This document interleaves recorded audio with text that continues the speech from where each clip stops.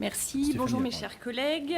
Le sujet du commerce dans nos villes et dans nos centres-bourgs est un sujet déjà évoqué ensemble, mais c'est un sujet important autant pour nos administrés que pour nos élus. Le département avait déjà depuis quelque temps des dispositifs existants afin d'accompagner les territoires, mais nous avons voulu affirmer notre volonté en regroupant non seulement les dispositifs que nous avions déjà, mais surtout créer de nouvelles dispositions innovantes. L'objectif étant que le département puisse contribuer à la vitalité commerciale des centralités euroises, qu'elles soient urbaines ou rurales. En effet, comme vous le savez, le Conseil départemental accorde une grande importance à la revitalisation, je vais le dire à peu près 50 fois, de nos centres-bourgs. Donc c'est tout l'enjeu du rapport qui vous est présenté, qui vous est soumis aujourd'hui et qui se décline sous la forme d'un plan commerce que je vais vous présenter. Donc avant de rentrer dans les détails du plan commerce, quelques éléments de contexte. Nous nous apercevons qu'alors même que nous avons le sentiment que nos centres-villes ou nos centres-bourgs souffrent, qu'il y a une tendance du consommateur à vouloir consommer plus local et plus responsable. On note également une augmentation de la fréquentation des marchés et une fréquentation des commerces du centre-ville. Ces éléments nous ouvrent donc une opportunité pour redynamiser nos centres-villes, d'autant plus que 9 Français sur 10 estiment qu'un des objectifs majeurs du maire est de renouveler son centre-ville. Parmi les constats que vous connaissez parfaitement en tant qu'élus locaux, on peut noter le phénomène donc, de périurbanisation, l'augmentation de la vacance commerciale et enfin... Et enfin, la disparition des commerces de proximité, notamment en milieu rural. Et c'est là où tout est le paradoxe auquel doivent faire face non seulement les élus, mais les commerçants, c'est-à-dire qu'à côté de la volonté de consommer plus local, on constate une augmentation du e-commerce. Voilà, donc une fois ces constats posés, l'enjeu du commerce dans l'Eure repose pour nous sur plusieurs objectifs qui sont partagés.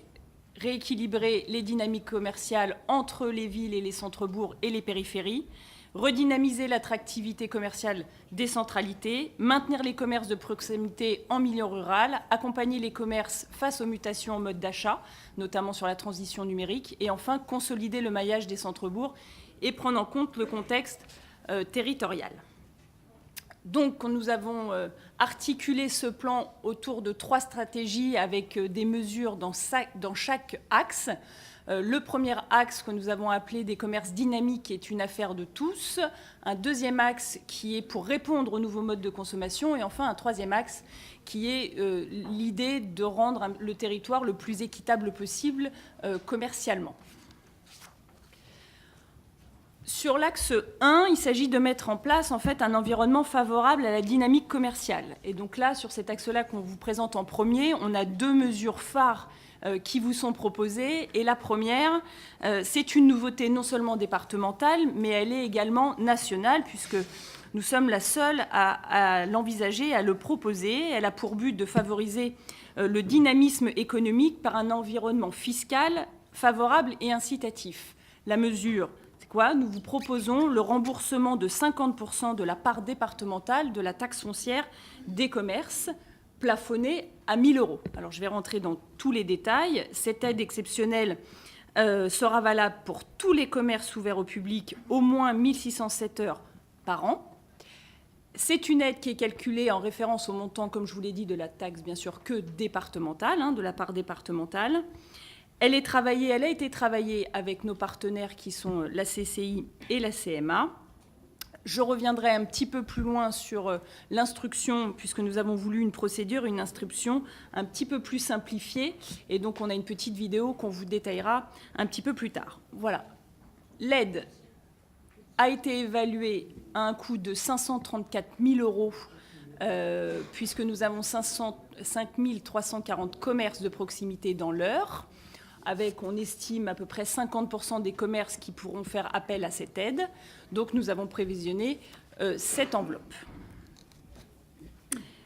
On va faire les critères. Donc, pour pouvoir bénéficier de cette aide, il faut bien sûr avoir un siège social dans l'Eure, avoir un code NAF parmi une liste limitative qui nous permet de cibler les commerces de proximité, être une TPE ou une PME, supporter directement ou indirectement la part départementale de la taxe foncière sur les propriétés bâties. Vous le savez que certains, même si vous êtes locataire, les propriétaires vous rebasculent cette taxe foncière sur votre loyer. S'engager, donc comme je vous l'ai dit, à ouvrir le commerce à au moins 1607 heures au cours de la prochaine année civile.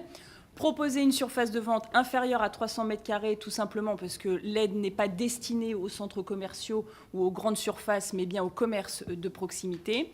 Ne pas appartenir à un centre commercial. Et enfin, déposer sa demande avant le 1er mars 2018, puisque le dispositif, nous le mettons à disposition des commerçants pour l'année 2017. On vous a donné 2 exemples.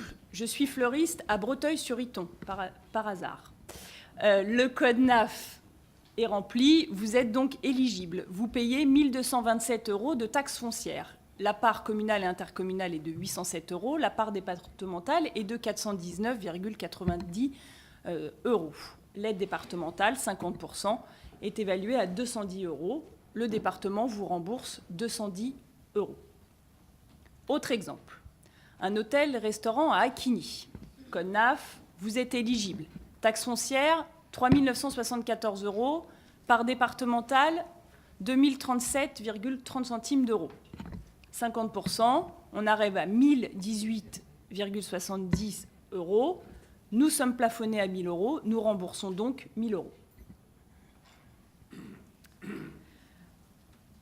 Comme vous le savez, parce que vous êtes des élus locaux, les commerçants n'ont pas forcément le temps et sont toujours en général apeurés et inquiets de toutes les démarches administratives qu'il faut faire pour obtenir des remboursements ou des aides. Donc nous avons voulu proposer une instruction simplifiée et dématérialisée, et je crois que nous avons une petite vidéo qui doit se lancer pour vous montrer quel est le cheminement et le processus. Peut-être. Normalement, c'est simple. Les joies du direct. La joie du direct, comme on dit.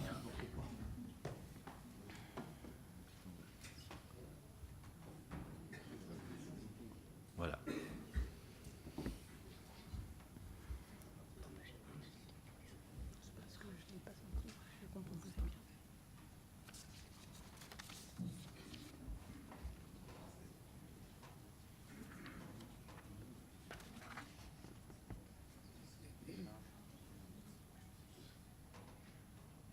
C'est la procédure.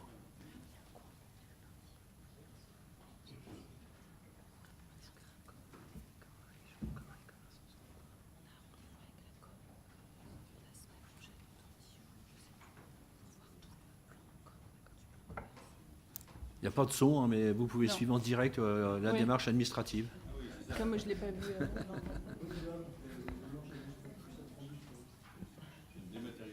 C'est une dématérialisation totale. Bien sûr, il y aura un grand plan de communication qui sera mis en place pour que les commerçants, les élus dans un premier temps et les commerçants... Allez Thomas, complète.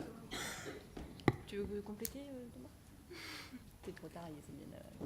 Juste pardonnez-moi, l'objet de la vidéo, c'est de préciser que c'est une instruction totalement dématérialisée, en ligne, où en fait chaque usager peut, dès lors que le site sera effectivement ouvert au public, venir à la fois créer un compte, déposer ses pièces et recevoir la confirmation qu'il est bien éligible.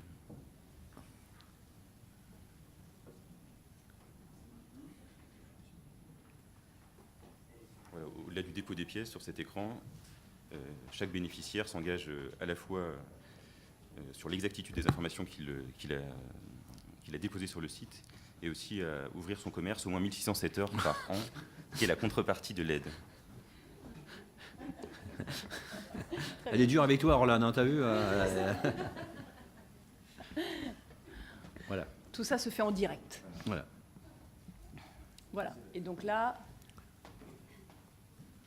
vous arrivez effectivement à la fin. Donc effectivement, normalement, sera mis en place un grand plan de communication, comme je vous l'ai dit, pour notamment faire connaître la procédure et surtout faire connaître le dispositif, puisqu'encore une fois, c'est une première, c'est national, personne ne s'est lancé. Il y aura bien sûr une réévaluation à la fin de la première année. Oui. Et comme vous avez pu le constater, un certain nombre de réserves sont pré-remplies et avec le système ascenseur, vous pouvez aller chercher très rapidement l'intitulé à remplir. Voilà pour cette première mesure qui est quand même la mesure phare du plan commerce. Deuxième mesure, toujours dans l'axe 1, le déploiement d'un réseau de boutiques test. Alors certains connaissent déjà le concept. L'idée, c'est de déployer un réseau de boutiques test sur l'ensemble du territoire, un peu sur le principe d'une pépinière d'entreprise. Donc cette mesure concerne plus particulièrement les problèmes de vacances commerciales et l'accompagnement surtout des jeunes entrepreneurs. On connaît les freins à l'installation, surtout dans les centres-bourgs, le local, le prix du loyer, l'apport que le jeune entrepreneur doit avoir, les pas de porte qui parfois ont des prix pas forcément, on va dire, en rapport avec le marché de la location des commerces. Tout ça, ce sont des freins à l'installation. L'idée, alors oui, parce qu'il faut que je suive le PowerPoint, le concept de la boutique test réside donc dans la mise à disposition d'un local rénové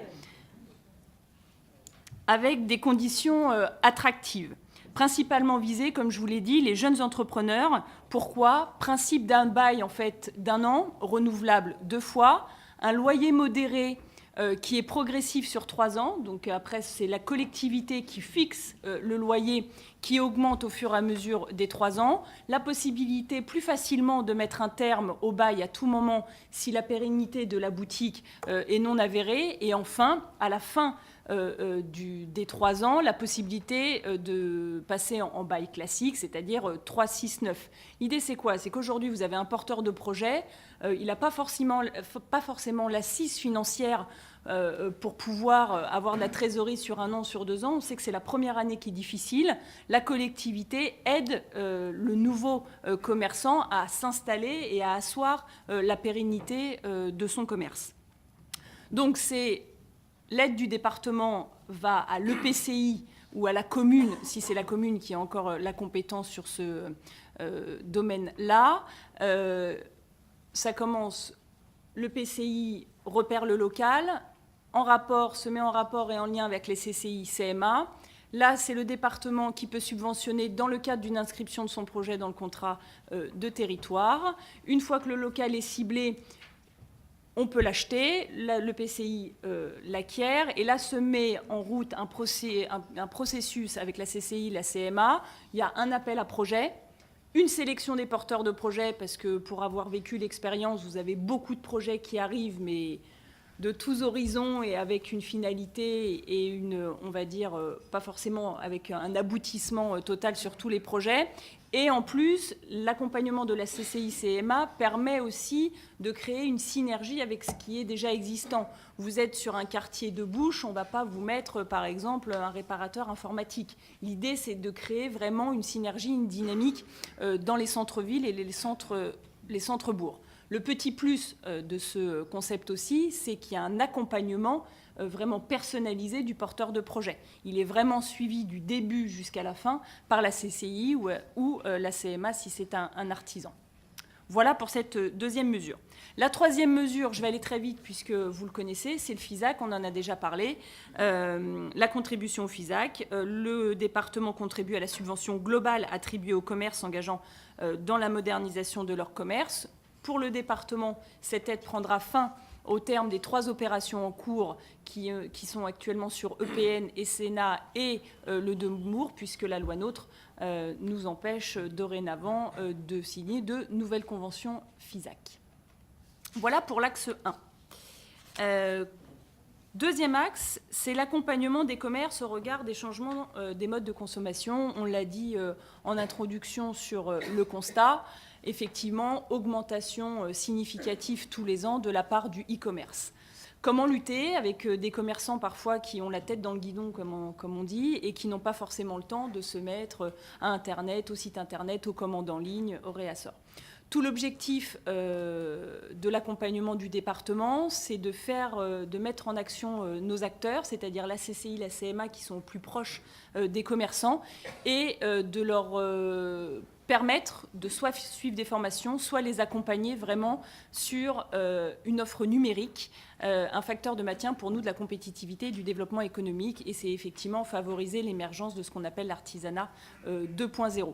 Donc on a plusieurs ateliers, je sais que la CMA organise vraiment des formations, elle se déplace, elle cible, elle prend son fichier, elle cible les commerçants qui peuvent être en difficulté ou qui sont sur un segment qui peut subir de la concurrence, les fait venir et les forme. On a aussi le bus des technologies, vous en avez sûrement entendu parler, donc là c'est plutôt la formation qui se déplace dans vos centres-villes et centres-bourgs, donc ne pas hésiter à faire appel à la CCI et à la CMA, et pour le coup, nous, on a mis ça dans nos conventions de partenariat en insistant vraiment lourdement que l'argent que le département peut mettre dans ces conventions est fléché notamment sur la transition numérique envers les commerçants et les artisans.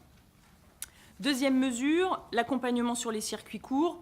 On a déjà parlé, le but étant de valoriser les circuits courts et favoriser leur développement. Et l'action la plus emblématique pour nous au département, c'est la mise en relation entre les producteurs locaux et notamment la restauration collective via la plateforme AgriLocal. Enfin, dernier axe, le maintien des derniers commerces, c'est la répartition plutôt équitable sur le territoire. Force est de constater une carence de l'initiative privée pour l'ouverture ou la reprise des commerces en milieu rural. Un dispositif que vous connaissez et que le président a fermement décidé de maintenir sous la bannière, on va dire, aménagement du territoire, et le dispositif du maintien du dernier commerce que nous avons déjà voté il y a quelques mois en session plénière. Donc je ne vais pas rentrer trop dans les détails puisque vous avez déjà eu tous les éléments. Les critères d'éligibilité et l'aide qui est accordée. Chaque dernier commerce de son secteur d'activité dorénavant répondant à un besoin de première nécessité est éligible. Il n'y a plus de conditions afin de pouvoir créer bien sûr une synergie entre les commerces. La deuxième mesure qui est une nouveauté, pour le coup, c'est l'aide à la redynamisation commerciale des centres-bourgs. L'objectif, c'est contribuer à une approche globale de redynamisation. L'idée est de créer une nouvelle dynamique commerciale dans les centralités en s'appuyant sur la notion, alors qui fait sourire parfois, d'expérience client positive et singulière. Donc on mènera une expérimentation sur un centre-bourg en 2017. Donc la ville a été fléchée, il s'agit de la ville de Verneuil-sur-Avre. Et on étendra l'expérimentation en 2018. Comment cela se passe? 3 types d'actions que vous voyez. Définir un projet stratégique, c'est-à-dire maintenant on part vraiment sur une vision globale. On n'est pas sur de l'accompagnement sur un commerce dans une rue spécifique, on est vraiment sur comment redynamiser le centre-bourg. Donc une définition d'un projet stratégique, c'est déjà connaître son territoire, faire une analyse de la situation, construire un plan d'action pour mobiliser tous les leviers et les supports, parce qu'il y a aussi de la mésinformation et de la méconnaissance de ce qui peut exister quand vous êtes dans vos territoires.